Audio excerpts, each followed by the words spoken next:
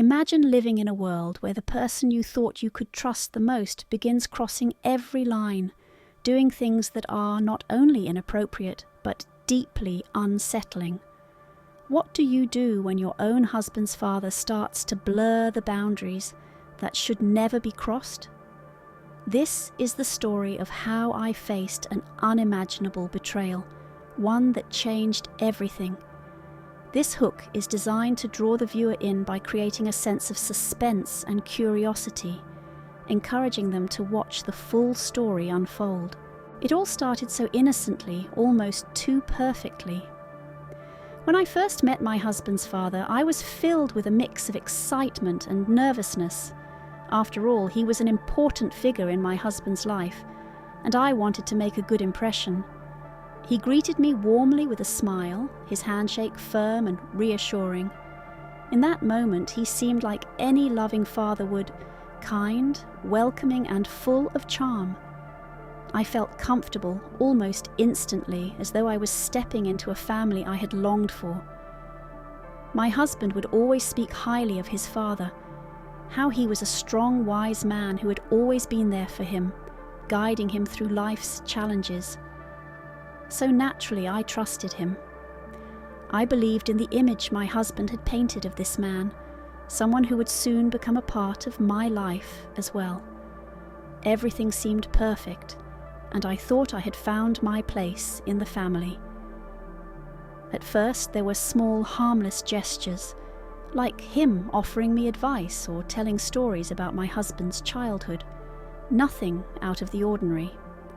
But as time went on, I began to notice subtle things that didn't feel quite right. The way his smile lingered a little too long when he looked at me. The compliments that seemed to go beyond polite admiration. I brushed it off at first, thinking maybe I was just being too sensitive. After all, nothing overt had happened. But these little moments kept repeating, and I started to feel a sense of discomfort I couldn't shake off. Still, I told myself it wasn't a big deal. Maybe I was overthinking it. Perhaps I was just nervous about fitting into my husband's family. But deep down, I felt something was off. And as I spent more time with my husband's father, I realized that what I was feeling wasn't paranoia. It was a growing sense of unease. Something was shifting and I couldn't figure out what it was. I tried to push these thoughts aside. It wasn't like anything extreme was happening. But in the back of my mind, I couldn't help but wonder, was I the only one seeing this? Everyone else seemed to think he was just a warm, respectable man. But with every passing interaction, I couldn't ignore the feeling that the boundaries between us were slowly, quietly being crossed. The first time I felt like something was truly wrong happened during one of those typical family dinners.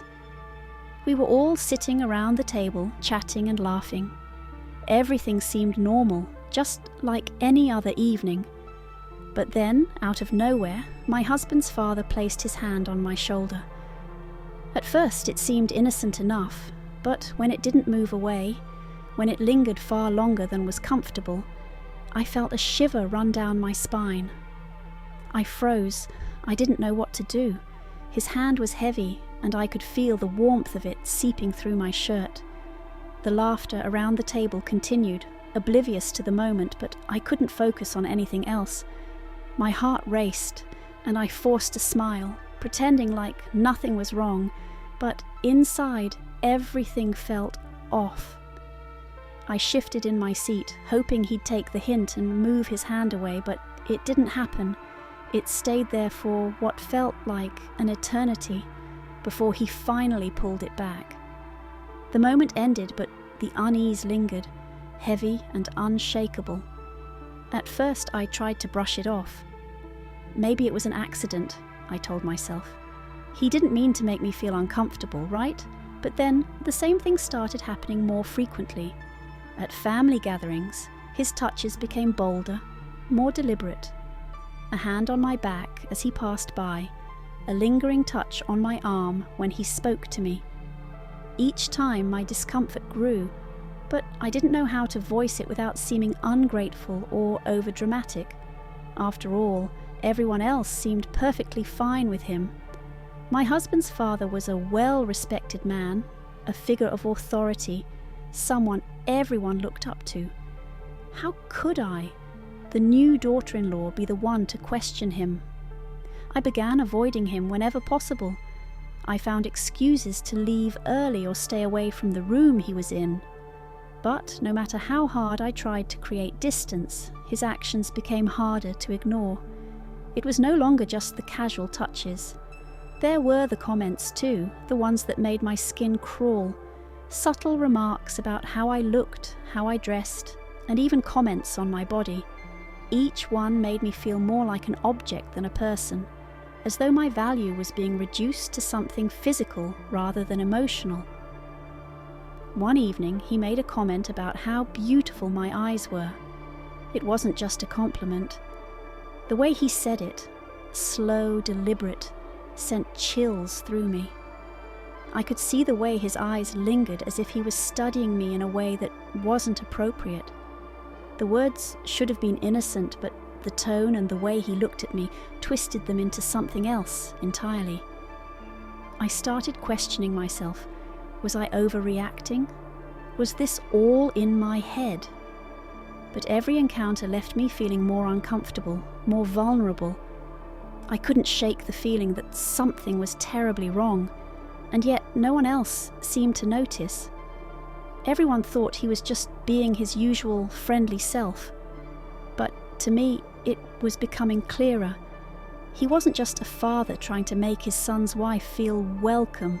He was crossing lines that should never have been crossed. I couldn't continue ignoring it. I couldn't pretend it was fine anymore. But how could I say something without causing a rift in my family? How could I make them see what was really happening when everything seemed so perfect on the outside? The truth was, I was terrified. Terrified of what would happen if I spoke up. Terrified of how everything might change. But the more I stayed silent, the more I felt like I was losing myself. Days turned into weeks, and the weight of what was happening pressed heavily on my chest. I found myself constantly on edge, always anticipating the next uncomfortable moment, the next lingering touch, the next unsettling comment. I couldn't ignore it anymore, but the fear of speaking up held me captive. How could I tell my husband? How could I even put it into words without sounding like I was accusing his father of something unthinkable? This was the man who had raised him, the man he respected more than anyone. Would he even believe me? Or would he think I was misunderstanding things, exaggerating? The thought of being dismissed scared me almost as much as the situation itself. But the worst part was pretending everything was normal. Sitting through family gatherings, smiling when I felt like crying, laughing at jokes when all I wanted to do was run. I started feeling trapped, isolated in my own home. My husband noticed something was off, but I couldn't bring myself to tell him the truth. Instead, I made excuses.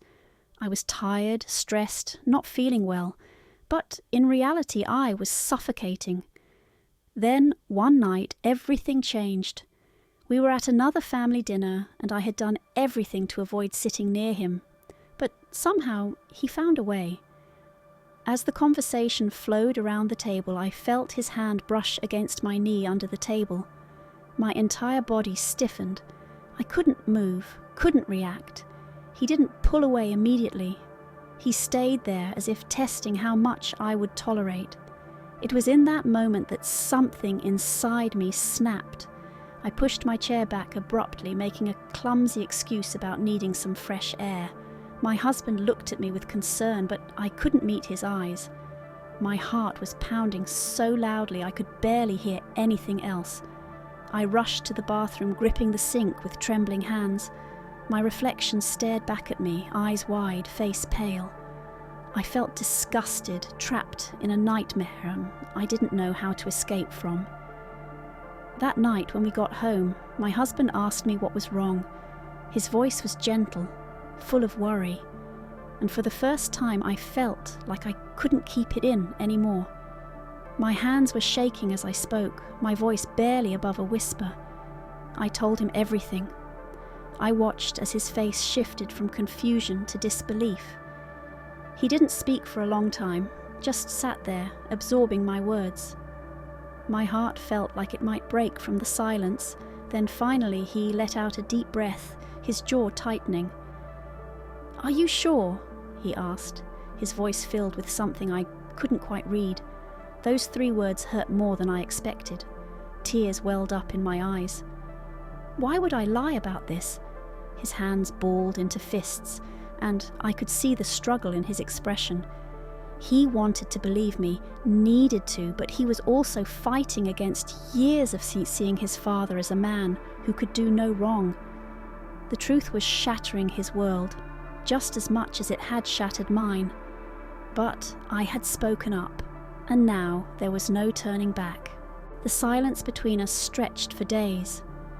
My husband barely spoke, lost in his thoughts, torn between the truth I had told him and the image of the father he had always known. I understood his struggle, but it hurt that he even had to think about it, that he couldn't immediately stand by my side. I felt alone, but I had no regrets about speaking up. The truth had been weighing me down for too long. Then, one evening, he finally broke the silence. "I need to talk to him," he said, his voice strained. A part of me was relieved. He wasn't ignoring it. But another part of me was terrified. What would his father say?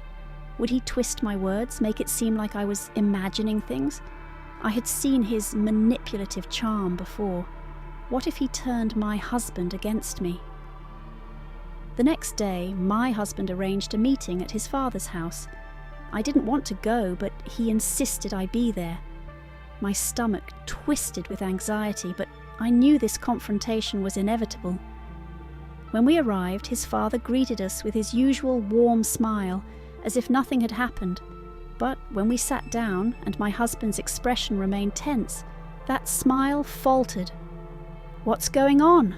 his father asked, his tone casual but his eyes sharp. My husband took a deep breath, his hands clenched. "She told me everything." His father's face didn't change at first. He simply blinked, then let out a small chuckle. "Everything?" he repeated, as if amused. Then he turned to me. "What exactly do you think I've done?" The way he said it, the calmness, the controlled disbelief, made my skin crawl. He was good at this, twisting things, making the other person question their own reality. I forced myself to sit up straighter. My voice was steady when I spoke.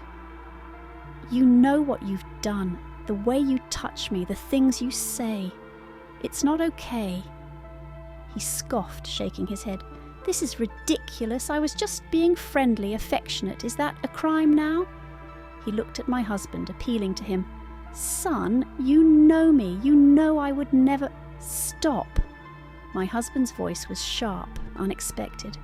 His father froze. For the first time, I saw real anger in my husband's eyes. "Don't try to play this off," he said, his voice low and controlled. "I know my wife. I trust her. And if she says you made her uncomfortable, I believe her." His father's jaw tightened. The confidence he once had started to crack. "You're really going to turn against me over this?" he asked, voice laced with bitterness. My husband didn't waver. "I'm not turning against you. I'm standing by my wife." The room felt heavy with unspoken words. His father exhaled sharply, running a hand over his face. "Fine," he muttered. "If that's how you feel, I can't change it." He never admitted it, never apologized. But that day, something changed. A shift in power. He knew he had lost control over me. And my husband knew the truth now. There was no going back to how things were before. As we walked out of that house, I felt lighter than I had in months. My husband squeezed my hand, a silent promise that we would face whatever came next together. For the first time in a long time, I felt safe. Walking away from that house felt like stepping into a new chapter of my life. one where I no longer had to carry the burden of silence.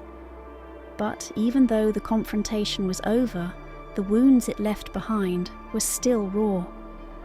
My husband and I had faced a truth that neither of us had been ready for, and now we had to figure out what came next. For days after, I kept replaying everything in my mind. His father's denial, the way he tried to twist reality, the disbelief that I had dared to speak up. I knew he would never admit to what he had done. He would tell himself, and maybe even others, that I had misunderstood, that I was being too sensitive.